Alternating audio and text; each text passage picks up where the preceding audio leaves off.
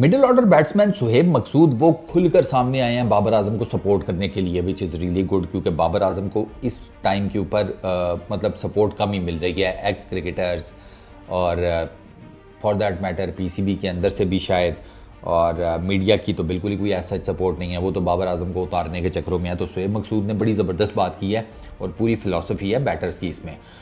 सुहेब मकसूद ये कहते हैं कि भाई साहब रोहित शर्मा, ठीक है, the great Rohit Sharma hitman, उसकी 30 साल की उम्र के बाद 35 सेंचुरीज़ हैं।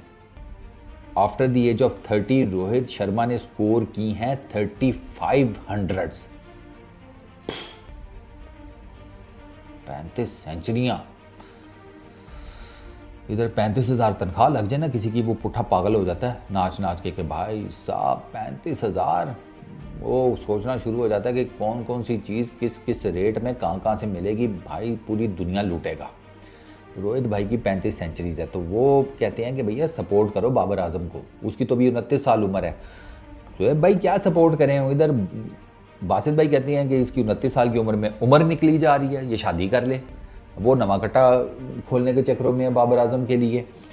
बैटर्स का ना कहा जाता है इनके बारे में ना, एक अनसेड तो नहीं, वो क्या होता है अनरिटन टाइप जो भी वर्ड होता है, एक रूल है इनका कि बैट्समैन पक्का होता ही 30 साल की उम्र के बाद है।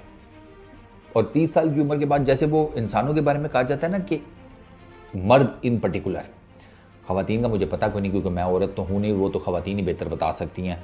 लेकिन भैया 40 साल की उम्र के बाद ना मर्द की जो ज़िंदगी के बारे में फ़िलॉसफी है, रिश्ते नाते, ये प्यार मोहब्बत घोटाला, ये सारा कुछ, ठीक है, वो क्या उसको कहते हैं, जितनी भी मतलब पैसा बच्चे, जितना सारा कुछ एक इंसान की ज़िंदगी में चल रहा होता है, वो 40 साल की उम्र में ना मर्द की जो थिंकिंग है ना, वो बहुत ज़्यादा डिफरेंट हो जाती है, बहुत ज़्यादा डिफरेंट। वो चीज़ों को बिल्कुल और ही तरीके से परसीव करना शुरू कर देता है, और ही तरीके से उनके बारे में सोचना शुरू कर देता है। जो 40 साल की उम्र टप चुके हैं वो डेफिनेटली मेरी इस बात से एग्री करेंगे। मैंने साइकोलॉजी की एक किताब में पढ़ा था, आपके भाई को ज़रा पढ़ने पढ़ने का शौक़ है। तो बैटर्स का ना अनसेड रूल है भैया कि ये 30 साल की उम्र के बाद पक्के होने शुरू होते हैं, और वाकई रोहित शर्मा उसकी प्राइम एग्जाम्पल है। रोहित शर्मा का तो देखो कंपैरिजन कोई नहीं है, पहली चीज़ मैं बता दूं, ये मैं कंपैरिजन नहीं कर रहा, कंपैरिजन्स तो मुझे वैसे ही ज़हर लगते हैं। रोहित शर्मा का आप ये देखें कि स्टार्ट होता है ऑफ स्पिनर के तौर पर, ठीक है, फिर बैटिंग की तरफ आते हैं, बैटिंग में मिडल ऑर्डर में बैटिंग में आते हैं, ठीक ठाक वहाँ पर टाइम गुजारते हैं, और उसके बाद जनाब मिडल ऑर्डर की बैटिंग से शिफ्ट होते हैं ऊपर, ठीक हो गया, एज एन ओपनर, और फिर वहाँ पर एज एन ओपनर डोमिनेट करते हैं, और फिर डोमिनेट करते करते करते इंडिया के बेस्ट बैट्समैन बनते हैं एज एन ओपनर, उसके बाद टीम इंडिया के कप्तान बनते हैं। तो ये जो एक पूरा सर्कल ऑफ लाइफ है ना रोहित शर्मा का, मैं ये नहीं कह रहा कि भाई बाबर आजम का इसके साथ कंपैरिजन नहीं बनता, ना सर, रोहित शर्मा कर सकता है तो बाबर आजम या फॉर दैट मैटर कोई और भी कर सकता है।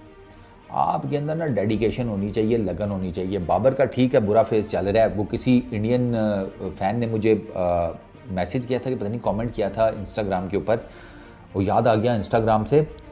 और यार फेसबुक पे ना भाई आजकल कोई पता नहीं है, आज वीडियोस चल रही हैं कल ना हो, समथिंग लाइक दैट, ये मैं बार बार आप लोगों को कह रहा हूँ। तो अगर आप मेरी वीडियोस रेगुलर देखना चाहते हो तो फिर आपको ना एपेक्स स्पोर्ट्स का यूट्यूब चैनल सब्सक्राइब कर लेना चाहिए, क्योंकि there is every possible chance कि आपको मेरी वीडियोस ना नज़र आएँ और वो फेसबुक का घोटाला चल रहा हो और मैं उधर यूट्यूब पे अपने काम में लगा हूँ। तो अगर आप मतलब मुझे इंजॉय करते हो, मेरी वीडियोस देखते हो, तो यूट्यूब चैनल लाजमी सब्सक्राइब कर लेना, क्योंकि यहाँ से किसी भी टाइम 3 डब्बा चुका जाएगा, ठीक है, बंजारों की तरह ठक करके जाकर यूट्यूब के ऊपर अपना गाँव तकिया बिछा लिया जाएगा, ठीक है, तकिया मकिया कंबल शंबल सब सेटिंग करके मैं वहीं पर पड़ा रहूँगा। तो आगे आपकी मर्ज़ी है भैया, मेरी तरफ से तो आपको है कि यार ज़रूर सब्सक्राइब करो। तो खैर उस लड़के ने मुझे ये कमेंट किया था कि उसे लगता है कि बाबर आजम का जो बुरा फेज़ है वो विराट कोहली के 3 साल के बुरे फेज़ से भी ज़्यादा है। अच्छा, मेरा ये मानना है कि यार बुरा फेज़ होता है। विराट कोहली ने अपने हिसाब से उसे मैनेज किया, बाबर आजम उसे फ़िलहाल अपने हिसाब से मैनेज करने की डेफिनेटली कोशिश कर रहा होगा, क्योंकि बाबर आजम की रोज़ी रोटी यही है। बाबर, वो तो मैं मजाक में कहता हूँ कि यार उसको वो गैरी निकोलस कंपनी में पता है नाम कुछ हो रहा है, ऐसे उठते हैं ना, सीधे होते हैं जैसे इनके दादे की कंपनी है। मैं बैठ जाओ बे, या गोरे की कंपनी है, हमें क्या लगे। हाँ, तो वो तो मैं वैसे मजाक करता हूँ कि उधर बैट के ऊपर ग्रिप चलाने वाली नौकरी पे लगा देंगे। लेकिन बाबर आजम का ब्रेड बटर यही है। बाबर आजम को डेफिनेटली उसके जहन में 100 चीज़ें चल रही होंगी।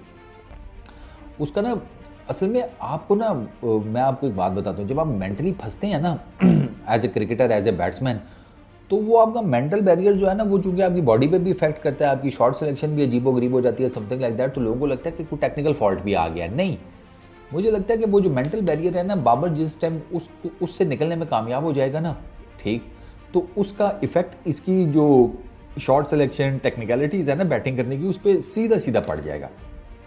आप खुद सोचो कि जब से आउट ऑफ फॉर्म हुआ है, तो ये जो उसकी वीकनेसेस अब नज़र आ रही हैं, पहले किधर थी?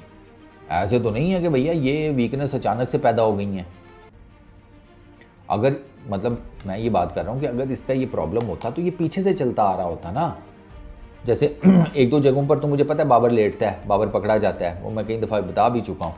तो उसके अलावा तो मुझे बाबर आजम की कोई ऐसा बैटिंग वीकनेस नहीं नज़र आई। लेकिन अब उससे सीधे बॉल अगर मिस हो रही है या वो डायरेक्ट पैड्स पर खाकर एलबीडब्ल्यू हो रहा है, तो वो मेंटल बैरियर की वजह से है। मेंटल बैरियर जैसे ही खत्म होगा इंशाल्लाह जल्दी, तो वो आपको इन गेंदों के ऊपर आउट होता हुआ नहीं नज़र आएगा। सिंपल, वो टेक्निकल इश्यूज़ नहीं है उसके मेनली मेंटल इश्यूज़ हैं। अब उसमें फिर कई चीज़ें हैं यार, उसमें कप्तानी के रोले, उसमें टीम के मसाइल, उसमें ओवरऑल हमारी क्रिकेट का तिया पांचा, फिर उसमें सोशल मीडिया का रोल। तो ये सारा कुछ जो है ना, ये मेंटली आपको ठीक ठाक किस्म की डस्ट डालता है, ठीक ठाक किस्म की। तो आई रियली होप कि बाबर आजम यार इससे एज सून एज पॉसिबल निकल आए, क्योंकि हमारा प्रॉब्लम ये है कि हमारा मेन जो बैटिंग का न्यूक्लियस है वो बाबर आजम ही है। उसी के इर्द गिर्द सारी इनिंग्स खड़ी हुई भी होती है, उसी के इर्द गिर्द सारे नंबर ऑफ रन्स जो हैं वो देखे जा रहे होते हैं। अब वो बाबर आजम रन्स कर नहीं रहा, तो यकीन करें ऐसा लगता है पूरी टीम के बल्ले जो है ना वो गायब हो गए हैं उनके हाथों से। वो बस ग्लव पहन के खड़े हैं, देख रहे हैं क्या चल रहा है। ऐसे ही फील होता है ना आपकी, एकदम से पूरी टीम का इंप्रेशन ही डाउन हो गया है। फिर ऊपर से सोने पे सुहागा, हमारा बॉलिंग डिपार्टमेंट स्ट्रॉन्ग था, वो एशिया कप के बाद वो भी एकदम से ना, जिसे कहते हैं रेत की इमारत साबित हुआ, वो भी धड़ाल करके गिर गया। ना पेस जनरेट हो रही है, ना मूवमेंट जनरेट हो रही है, ना लाइन और लेंथ जिसे कहते हैं स्टेबिलिटी के साथ एक रखी जा रही है।